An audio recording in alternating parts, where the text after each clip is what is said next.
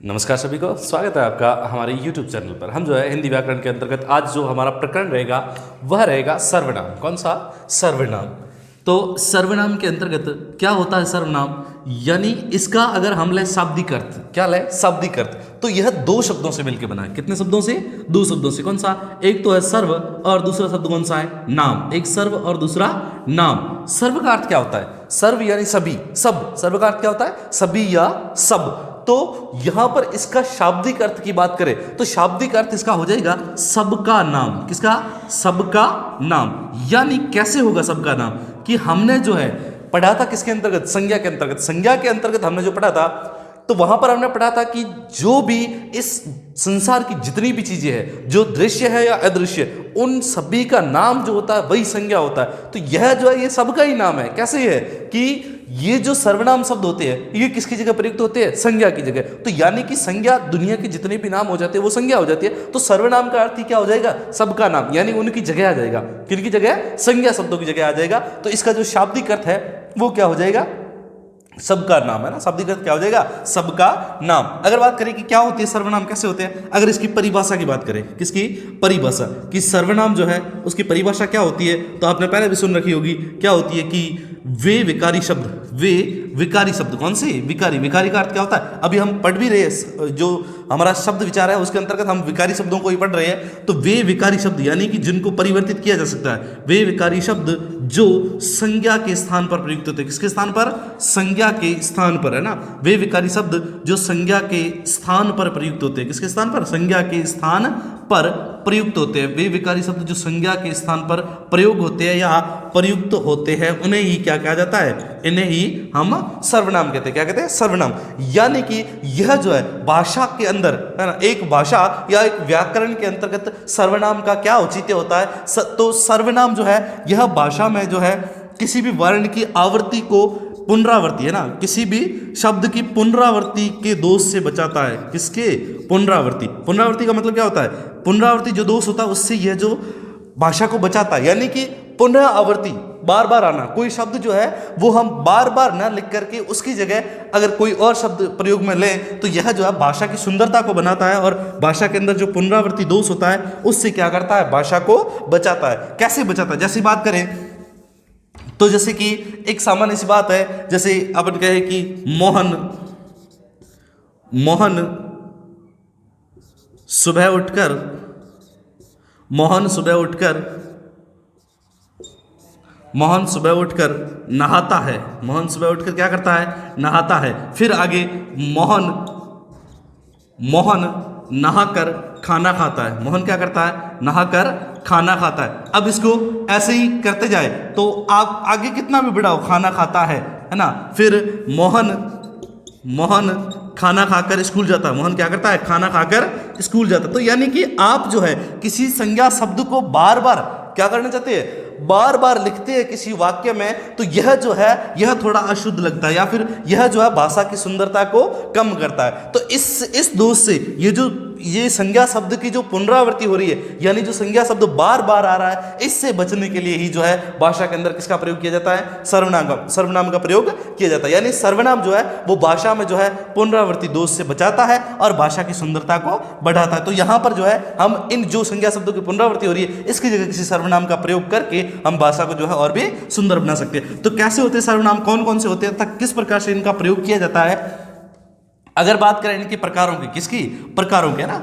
ये हो गई परिभाषा की वे विकारी शब्द जो संज्ञा के स्थान पर प्रयुक्त होते हैं। यानी कि ये जो शब्द है सर्वनाम शब्द जो है वो किसकी जगह प्रयोग में आएंगे? संज्ञा की जगह। किसकी जगह? संज्ञा की जगह हम इनको प्रयोग में लेंगे, वही शब्द होते हैं। अगर हम इसके प्रकारों की बात करें कि कौन कौन से प्रकार होते हैं, कैसे होते हैं, तो आप जैसे देखते हो कि कभी कभी जो है आप भूल जाते हो ना कि प्रकार कौन कौन से। वैसे अगर प्रकार की बात करें तो इसके प्रकार जो होते हैं वो कितने होते हैं? सर्वनाम के 6 प्रकार होते हैं। कितने प्रकार होते हैं? 6 प्रकार। आज मैं आपको एक लाइन बताने जा रहा हूं, वो लाइन अगर आप याद कर लोगे तो फिर जो सर्वनाम के प्रकार है वो कभी नहीं भूलोगे ना। जैसे लाइन क्या है कि एक पुरुष निज, क्या है? एक पुरुष निज प्रश्न के संबंध में, एक पुरुष जो था वो क्या कर गया? निज प्रश्न के संबंध में, एक पुरुष निज प्रश्न के संबंध में, एक पुरुष जो था वो निज प्रश्न के संबंध में निश्चय, पुरुष क्या कर गया? एक पुरुष निज प्रश्न के संबंध में निश्चय अनिश्चय की स्थिति में फंस गया। किसमें फंस गया? निश्चय और अनिश्चय की स्थिति में, निश्चय अनिश्चय की स्थिति में फंस गया। एक पुरुष था जो कि निज प्रश्न के संबंध में निश्चय अनिश्चय की स्थिति में फंस गया। ये वाक्य आपको याद रखना है, ये वाक्य क्या करना है? याद रखना है। सामान्य सी बात है, सिंपल सा है कि एक पुरुष निज प्रश्न के संबंध में निश्चय अनिश्चय की स्थिति में फंस गया। एक जो पुरुष था वो क्या कर गया कि उसका एक प्रश्न था, निज यानी खुद का एक प्रश्न था, और उसी के संबंध में वो निश्चय और अनिश्चय की स्थिति में फंस गया। यह लाइन अगर आप याद रखोगे तो आराम से आप जो है सर्वनाम के 6 प्रकार आराम से निकाल सकते हो। कैसे? कि इसके अंतर्गत ये आ रहा है पुरुषवाचक सर्वनाम। कौन सा है?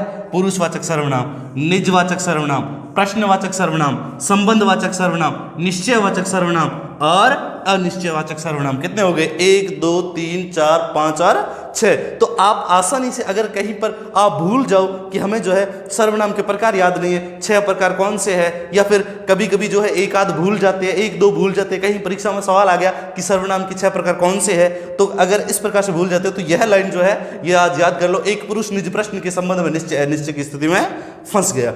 अब कैसे होते हैं और किस प्रकार से होते हैं इसके बारे में आगे जानकारी लेते हैं। तो बात करें सबसे पहले पुरुषवाचक सर्वनाम की। कौन से 6 प्रकार होते हैं? कितने प्रकार? 6 प्रकार। बात करें सबसे पहले पुरुषवाचक सर्वनाम। कौन सा? पुरुषवाचक सर्वनाम। इसमें क्या होता है? पुरुषवाचक सर्वनाम यानी कि यह जो है प्राणियों के बारे में बताएगा। अब इसमें जो होता है पुरुषवाचक सर्वनाम जो है इसके भी 3 भेद है। पुरुषवाचक सर्वनाम के भी क्या है? 3 भेद है। किस प्रकार से चलता है कि इसमें जो 3 भेद इसके है। कितने भेद है? 3। अगर बात करें पहला तो है उत्तम पुरुष। कौन सा? उत्तम पुरुष, उत्तम पुरुष। दूसरे की बात करें तो दूसरा कौन सा है? मध्यम पुरुष। कौन सा है? मध्यम पुरुष, दूसरा मध्यम पुरुष। और अगर बात करें तीसरे की तो जो तीसरा है वो कौन सा है? वो है प्रथम पुरुष। कौन सा है? प्रथम अथवा अन्य पुरुष। प्रथम भी कह सकते हैं अथवा अन्य पुरुष। तो ये जो पुरुषवाचक सर्वनाम है उसके कितने प्रकार है? 3 प्रकार है। भाई देखो, जैसे हम वार्तालाप करते हैं ना, वार्तालाप जो होती है वो कितने जनों के मध्य होती है? 2 जनों के मध्य होती है। वार्तालाप कभी भी जो होगी, बातचीत जो होगी वो कितने जनों के बीच होगी? 2 जनों के बीच होगी। अगर एक जना कोई बोल रहा है और सामने उसको कोई सुनने वाला नहीं है तो उसका बोलना जो है वो सार्थक नहीं होता है ना। अगर कोई एक बोल रहा है और सामने उसको कोई सुन ही नहीं रहा है, उसके सामने कोई नहीं है, तो फिर उसका बोलना सार्थक नहीं होता है, या फिर उसको जो है पागल घोषित कर दिया जाता है। यानी कि कोई बोल रहा है, सामने कोई सुनने वाला नहीं है, तो ऐसा तो कौन कर सकता है? कोई पागल ही कर सकता है। तो यहाँ पर बातचीत जो करती है वो बातचीत कैसे होती है, उसी आधार पर पुरुषवाचक सर्वनाम को 3 प्रकार में बांटा गया है। हमें पता है कि जो बातचीत होती है उसमें कौन होता है? एक तो बोलने वाला होगा और एक सुनने वाला। 2 जने तो होंगे ना। तो जो बोलने वाला होता है उसको क्या कहा जाता है? बोलने वाले को वक्ता कहते हैं। बोलने वाले को क्या कहते हैं? वक्ता। वक्ता का नाम लेते सीधा बोलने वाला। वक्ता यानी जो बोलता है, जो बातचीत के दौरान बोलता है। और एक होता है श्रोता। एक कौन होता है? श्रोता। श्रोता का अर्थ क्या होता है? सुनने वाला। श्रोता यानी जो सुनता है, सुनने वाला जो होता है उसको कहा जाता है श्रोता। अब जब 2 जने बातचीत करेंगे तो वो जिन सर्वनाम शब्दों का प्रयोग करेंगे वो पुरुषवाचक के अंतर्गत आएगा। वो किसके अंतर्गत आएगा? पुरुषवाचक। यानी यह किसके बारे में बताएगा? प्राणियों के बारे में बताएगा। किसके बारे में? किसी न किसी प्राणी की जगह आएगा। किसी न किसी ऐसे संज्ञा शब्द जो कोई प्राणी होंगे उनकी जगह आएगा। अब 2 बातचीत कर रहे हैं तो वो खुद के लिए या फिर वो आपस में जो बातचीत कर रहे हैं वहां पर वो कौन सा सर्वनाम शब्द प्रयोग में ले रहे हैं, उस आधार पर इसको 3 भागों में बांटा। कितने भागों में? 3 भागों में। अब सबसे पहले उत्तम पुरुष की बात करें तो उत्तम पुरुष में क्या होता है? उत्तम पुरुष का अर्थ होता है कि जब वक्ता यानी बोलने वाला, 2 बात कर रहे हैं तो एक जो बोलने वाला होता है, जब वक्ता बातचीत के दौरान, जब वक्ता किसके दौरान? बातचीत के दौरान स्वयं के लिए कोई शब्द प्रयोग में लेता है ना। स्वयं के लिए, किसके लिए? स्वयं के लिए जो सर्वनाम शब्द प्रयोग में लेता है। स्वयं के लिए जो सर्वनाम शब्द प्रयोग लेता है।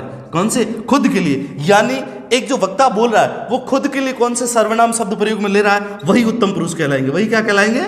उत्तम पुरुष है जो सर्वनाम शब्द प्रयोग करता है। यानी कि जैसे बोल रहे हैं ना, क्या कर रहे हैं? हम बात कर रहे हैं। जैसे मैं यहां पर बोल रहा हूं और आप जो है मोबाइल पर सुन रही है, तो यहां पर बोलने के लिए जो मैं अपने लिए कौन से शब्द प्रयोग में ले रहा हूं ना, यानी कि जो मेरी जगह आ रहे हैं, मेरे नाम की जगह अगर कोई सर्वनाम शब्द प्रयोग में आ रहा है, मैं बोलते समय अपने बारे में जो कहूंगा। 2 जने बातचीत कर रहे हैं ना, एक बोल रहा है और एक सुन रहा है, तो जो बोल रहा है वो खुद के बारे में क्या बोला? मैं। कौन सा? मैं या हम या इनके परिवर्तित रूप, या फिर इनके परिवर्तित रूप। इनके परिवर्तित रूप कौन से हो जाएंगे? जैसे मेरा, हमारा, इस प्रकार के जो भी होंगे ये इनके परिवर्तित रूप। ये सारे जो है वो किसके अंतर्गत आएंगे? यह आएंगे उत्तम पुरुष सर्वनाम के अंतर्गत। किसके अंतर्गत? उत्तम पुरुष सर्वनाम के अंतर्गत। फिर बात करें अगर इसके बाद में, तो दूसरा कौन सा है? मध्यम पुरुष। दूसरा कौन सा है? मध्यम पुरुष। जब वक्ता बातचीत के दौरान, किसके लिए? जब वक्ता जो है वो बातचीत के दौरान श्रोता के लिए, किसके लिए? श्रोता के लिए जो सर्वनाम शब्द प्रयोग करता है वो क्या कहलाएंगे? मध्यम पुरुष। वो क्या कहलाएंगे? मध्यम पुरुष। यानी कि दो जने बात कर रहे हैं, दो जने क्या कर रहे हैं? बात कर रहे हैं। जब दो जनों की बातचीत हो रही है तो उसमें जो सामने सुन रहा है उसके लिए कौन सा सर्वनाम शब्द, उसके लिए कौन सा सर्वनाम शब्द उपयोग में ले रहे हैं, वही कौन सा कहलाता है? मध्यम पुरुष। जैसे तू, जैसे तू, तुम और इसके परिवर्तित रूप। इसके क्या है? इसके कोई भी जो परिवर्तित रूप है, इसके परिवर्तित रूप। और इसके अंतर्गत एक और भी आएगा, जैसे आदर के रूप में अगर आप भी कह सकते हैं ना, किसी को आदर देने की स्थिति में आप कह सकते हैं, जैसे कि आप क्या कर रहे हैं, तू कब जाएगा, तुम क्या कर रहे हो, है ना। तो इस प्रकार के शब्द जो सुनने वाला जो है उसके लिए जो प्रयोग में लिए जाते हैं ना। जब वक्ता तो क्या कर रहा है? बोल रहा है, लेकिन प्रयोग किसके लिए कर रहा है? जो श्रोता है वहां पर। कौन है? जो श्रोता है, जो सुनने वाला है, उसके लिए जो सर्वनाम शब्द प्रयोग में लेते हैं वो क्या कहलाते हैं? वही कहलाते हैं मध्यम पुरुष सर्वनाम। जैसे तू, तुम, इसके परिवर्तित रूप, या फिर आप आदर के रूप में जो है कौन सा शब्द प्रयोग में ले सकते हैं? आप शब्द जो है वो भी प्रयोग में ले सकते हैं। अब ये तो दो परिस्थितियां हो गई कि जब बातचीत कर रहे हैं तब। इसके अलावा और कौन सी परिस्थिति है? इसके अलावा एक और परिस्थिति हो सकती है कि जब दो जने बात कर रहे हैं ना, उत्तम पुरुष यानी वो खुद के लिए प्रयोग में लेगा, मध्यम पुरुष यानी वो किसके लिए प्रयोग में लेगा? वो लेगा जो सुनने वाला है, उनके लिए जो सर्वनाम शब्द प्रयोग में लेगा वो मध्यम पुरुष कहलाएंगे। लेकिन जब वो किसी अन्य की बात करते हैं, किसके बारे में? जब वक्ता बातचीत के दौरान किसके लिए? किसी अन्य के लिए, है ना। जब वक्ता बातचीत के दौरान किसी अन्य के लिए, किसके लिए लेगा? किसी अन्य के लिए, यानी कि कोई तीसरा, कोई और, जो बोलने वाला और जो सुनने वाला है उनके बारे में नहीं, किसी तीसरे के लिए, है ना। जैसे दो जने बात कर रहे हैं तो तीसरे के बारे में बात करते हैं, वो क्या कर रहा है ना। तो वो जो किसी अन्य के लिए जो सर्वनाम शब्द प्रयोग में करते हैं वो क्या कहलाते हैं? अन्य पुरुष कहलाते हैं। वो क्या कहलाते हैं? अन्य पुरुष, है ना। इसकी अगर बात करें तो है यह, है ना, यह, वह, ये, वे, वो, यह, वह, ये, वे, वो। अब देखो, अब यहां पर ये जो शब्द है यह, वह, ये, वे, वो, ये आपके लिए खास है। ये जो शब्द है ये विशिष्ट है। ये विशिष्ट क्यों है? क्योंकि यह जो है ये शब्द तीन जगह प्रयोग में आएंगे। कितनी जगह? तीन जगह। कहां कहां पर आएंगे ये जैसे हम आगे पढ़ेंगे इसके बारे में जानकारी ले लेंगे। यह शब्द जो है वो कितनी जगह? तीन जगह, है ना। जैसे अब यहां पर ये इस चीज का खास ध्यान रखना, यह जो है किसी प्राणी के लिए आनी चाहिए। अगर ये सर्वनाम शब्द जो है वो किसकी जगह? किसी प्राणी की जगह प्रयोग में ले रहे हैं तो हम उसको अन्य पुरुष सर्वनाम के अंतर्गत रख सकते हैं। किसके अंतर्गत? अन्य पुरुष। इस चीज का विशेष ध्यान रखना। ये जो शब्द है ये बहुत ही खास है और ये तीन और जगह प्रयोग में आएंगे और यही जो है सबसे ज्यादा कंफ्यूज करते हैं परीक्षा में कि किसके लिए आया है। तो जहां पर ये किसी प्राणी के लिए आता, भाई आएगा तो किसी न किसी संज्ञा के लिए आएगा। तो संज्ञा कैसी होनी चाहिए? प्राणी होना चाहिए। संज्ञा जो है वो सजीव होनी चाहिए। किसी प्राणी के लिए अगर ये शब्द प्रयोग में ले रही है तो वो होंगे कौन से? अन्य पुरुष सर्वनाम। कौन से होंगे? अन्य पुरुष सर्वनाम के अंतर्गत। जैसे कि ये खेल रहे हैं, ये खेल रहे हैं, वे खा रहे हैं, वे, अब देखो, अब वे खा रहे हैं, वे कौन? कोई न कोई प्राणी होगा, है ना। कौन होगा? कोई न कोई प्राणी होगा। वह दौड़ रहा है, क्या कर रहा है? वह दौड़ रहा है। तो इस प्रकार के सर्वनाम शब्द जो क्या होते हैं, किसी, यानी दो जने बात जब कर रही है तो वो किसी और के लिए ना, किसी अन्य के लिए जो सर्वनाम शब्द प्रयोग में लेते हैं वो कौन से कहलाएंगे? वो कहलाएंगे अन्य पुरुष।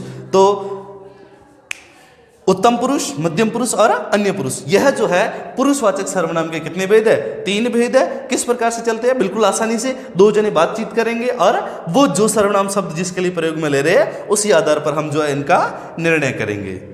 तो आज हमने जो है सर्वनाम के अंतर्गत पुरुषवाचक सर्वनाम के तीन भेद पढ़े। आगे जो है अगले वीडियो में फिर चर्चा करेंगे। धन्यवाद।